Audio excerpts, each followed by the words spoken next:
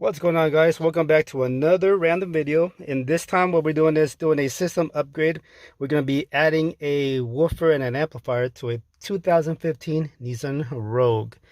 First thing we're going to do is get behind the stereo so we can add a RC converter or a line out converter. To get back there, first you need to do is pop this piece off, and it should just pop out. It has some clips on, just like so. And I'm going to need 2 hands for this. Once you have this piece loose, just go ahead and lay it down here. And we're going to pop this side off using a pry bar. I already popped it, so it just comes off like this. There's a screw there, screw on the left, another one on the right. And we're going to pop this piece off as well. Get our pry bar. It's easier coming from the top.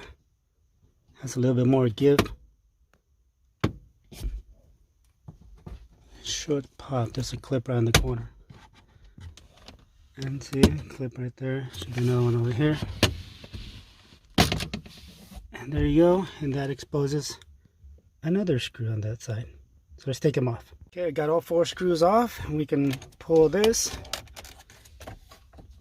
Got a couple of clips. And the stereo should pop right out. Once we have the stereo pulled out, see there's 2 harnesses. There's this one that's going to be for the navigation and all the other stuff. The one we're going to focus on is this one right here. So let's go ahead and get to it. So the first connection we're going to do is going to be for the remote wire. So it's going to be this green one. So light green with a little gray mark on it. And to double check, we use our test light, and there it is. And I already tested it. Once you turn off the key, it turns off, so that will be our remote. I'm going to be using these splicers. If you see my other video, I like using these. They're very easy. They clip on and they splice into the wire without having to cut anything or solder. It just pretty much goes like this.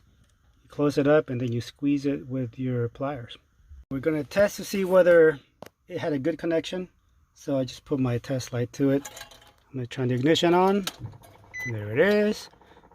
Perfect. So here are the wires we're going to be splicing into. The brown, gray, yellow, and light green. Those are the ones for the rear. The brown and the gray are for the left rear. And the yellow and the green are for the right rear.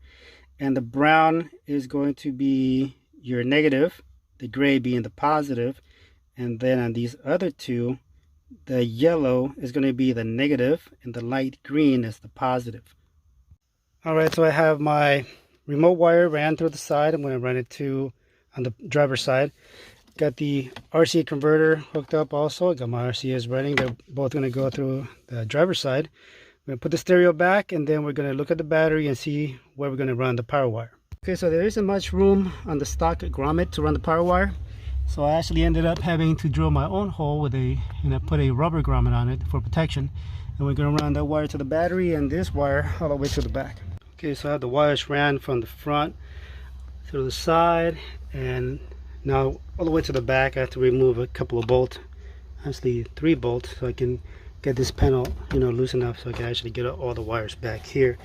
Now we just got to put everything back together and see where we're going to put the amplifier. Alright, so finally done with the installation. Left the amplifier in the back of the seat. That way if I need access to the spare tire or anything, I can just remove the woofer and it'll be good to go. As far as the bass knob, went ahead and left the bass knob here. That way it's there for easy access. Okay, hope you guys enjoyed the video. See you on the next one.